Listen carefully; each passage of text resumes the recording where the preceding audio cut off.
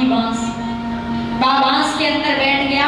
पहले दिन की कथा सुनने से पहली गांठ फट गई, दूसरे दिन की कथा माने सुनियो दूसरी गांठ चटक गई। ऐसे करके 7 दिन की कथा सुनियो और 7 गांठ फट गई। और जैसे गांठ फटी तो धुंधकारी बामे से एक राजकुमार बन के निकला। सुंदर राजकुमार बन के सामने मंच के खड़ा हो गया। वो जी बोले भैया तुम कौन हो? उन्होंने ध्यान लगाया तो ये धुंधकारी है।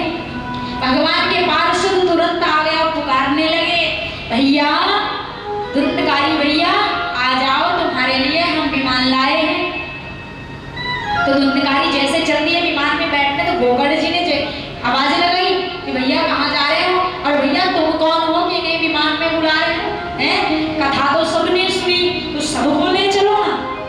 सैकड़ों लोगों ने कथा सुनी, एक अधिकार क्यों? तो उन्होंने बताया कि कथा तो 3 प्रकार के सुनने वाले आते हैं, एक श्रोता, एक श्रोता और एक सोता। अब आपको तीनों शब्द ऐसा तो नहीं कि एक ही सुनाई दे दिया। श्रोता अलग, सोता अलग, श्रोता अलग। श्रोता किसे कहते हैं? जो सुपारी काटने वाली मशीन होती है ना, कट कट की आवाज करती है, तो बात श्रोता जैसे आवाज ही करती है वैसे लोग आते हैं श्रोता बन के यहाँ कथा में बैठ के बोलते रहते। बाकी चुगली कथा में भी उनका पेट ना बढ़ता, बाकी चुगली है।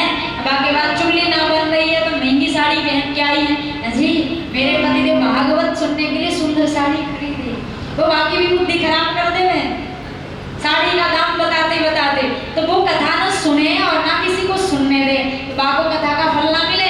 और दूसरी बात सोता, कितनी मैया है कितने बाबा हैं घर पे नाती पोते सोने ना देते। तो चलो भैया कथा सुंदर चल रही है, व्यास जी सुंदर कथा सुना रहे हैं, चलो कथा सुन के आते हैं और कम से कम टाइम पास होवे वो और अच्छी नींद आवे।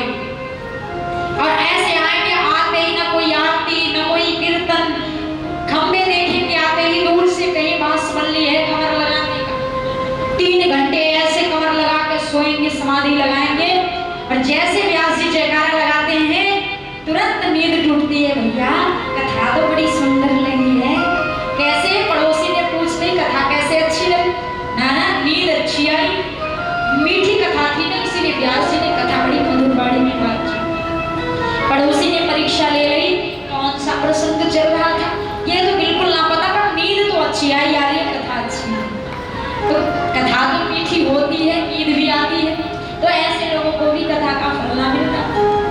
लेकिन एक बार ऐसा हुआ कि कथा का फल भी ऐसे ही व्यक्ति को मिल गया जो उसकी सो रहा था। पति का मन कथा में नहीं लगता था, पत्नी का मन लगता था। जैसे यहाँ कथा हो रही है, एक जगह बड़ी सुंदर कथा चल रही थी और ब्रज से ही व्यास जी आए थे वृंदावन से।